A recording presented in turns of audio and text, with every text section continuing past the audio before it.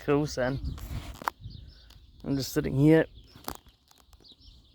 with Keith and the kids, and Harper's grabbed one of my strops, my tow ropes from the truck, and made a wee ladder so she can climb up this beautiful tree.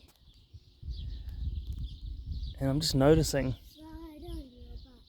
interesting feelings of like guilt for lying on the lawn playing with the kids on a Monday at 3 p.m.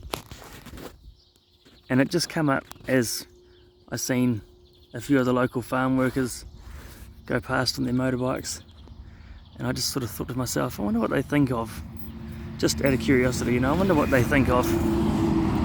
There's this guy sitting on the lawn with his kids on a Monday afternoon, you know, relaxing, and oh, lovely son.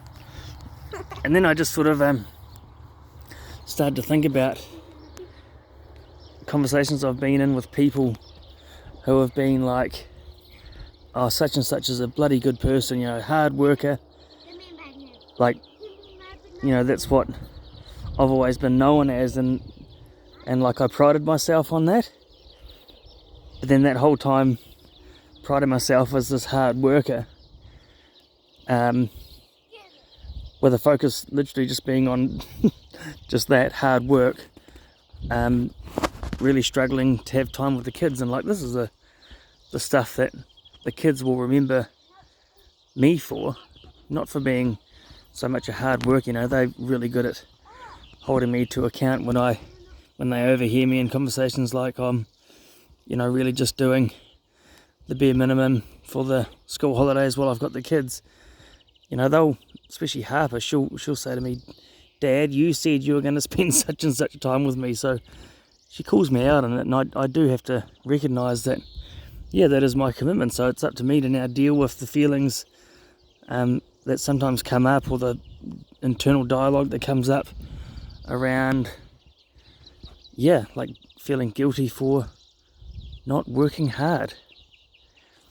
But, you know, I must say that what I do nowadays, not so much being the physical hard work, but the putting myself out there in the world of, you know, realigning ourselves with nature and with each other on a, you know, human level, but also on a biological and ecological level.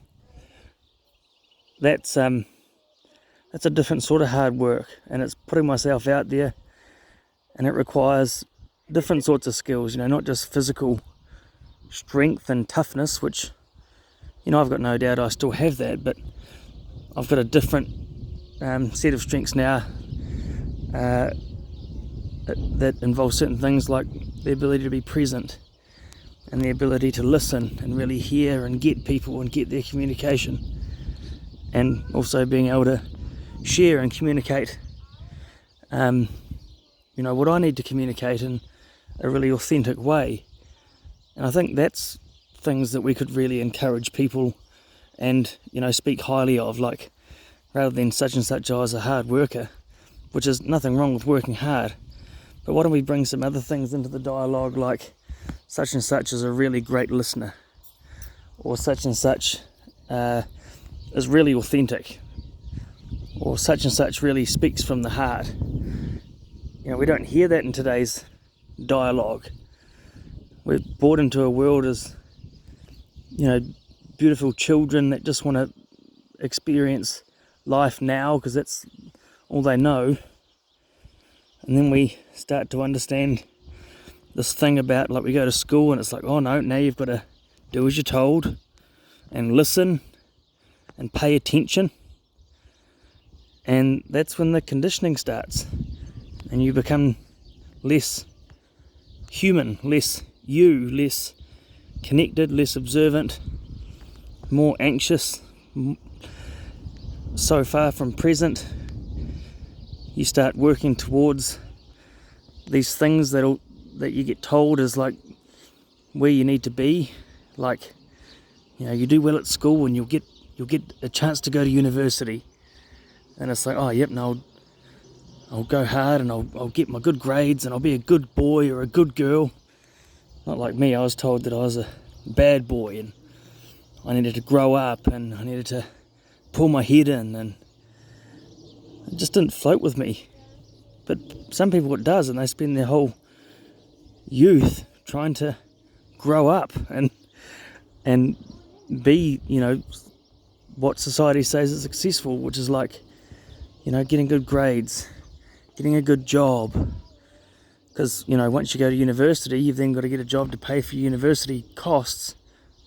Unless, of course, you're lucky enough to have that stuff paid for. But then when you get to university, it's like, okay, well now the whole game is now to get a job. And you go out and get a job, and you realise that once you get into the job that you spent your whole late teens, early 20s becoming qualified to have, you realise actually maybe your heart's not in it. And so you find yourself stuck just literally paying for the costs of the education that you were told that you should get in order to be a good person, a good human being, make your parents proud, all that stuff.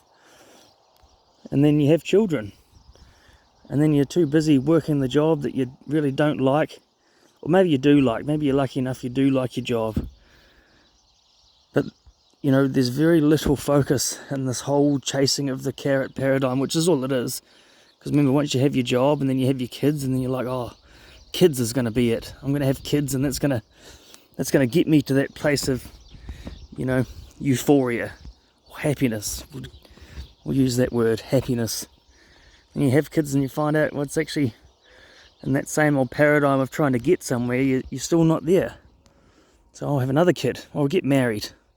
That'll do it, and you still haven't learnt what it is to be human and to be present and to be observant and to listen and to, live in the now. And so you keep chasing. And then I'll wait till I have grandkids, then I'll wait till I retire. And then you retire and you still haven't found it. And then you get to your deathbed, and that's when it all comes home, sadly, for most of the people on the planet. It's like, what was it all about? What was I trying to do? It was just like a blur of trying to get somewhere. And people forget life is now. And that's a skill set. That's an art form. Being able to live and make the most of and enjoy what you have now. And not worry about chasing the next thing or getting to somewhere where you're not. So that's what I remind myself of when I'm sitting there, because I'm still human. I still have internal dialogue. That stuff doesn't go away. And just as I was lying here, just centimetres from that lovely dog poo there, thanks Keith, teaching Bo how to use this scope.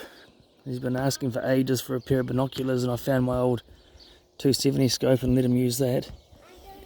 And I noticed feelings of guilt or less worth coming as these, hard-working farmers who are great people, amazing people. But just the thoughts came across my mind like, I wonder what they think of me sitting here playing with my kids on a Monday afternoon. And then just reminding myself, no, Jono, these are times where your kids are going to remember that you were there. And I'm not going to forget either. I'm just nursing some battle wounds of having just climbed up to the top of that hedge because the frisbee went up there. And I was really enjoying, actually relaxing, because it was a bloody big climb up there. Drew a bit of blood, ripped a shirt. It was pretty gnarly. But this last hour spent throwing frisbees, climbing trees with the kids, avoiding dog poo and the bare feet, playing with Keith. Sure, I can feel the pull of guilt, but I'm not going to give it any power. Look at this. This is the stuff that I'll remember.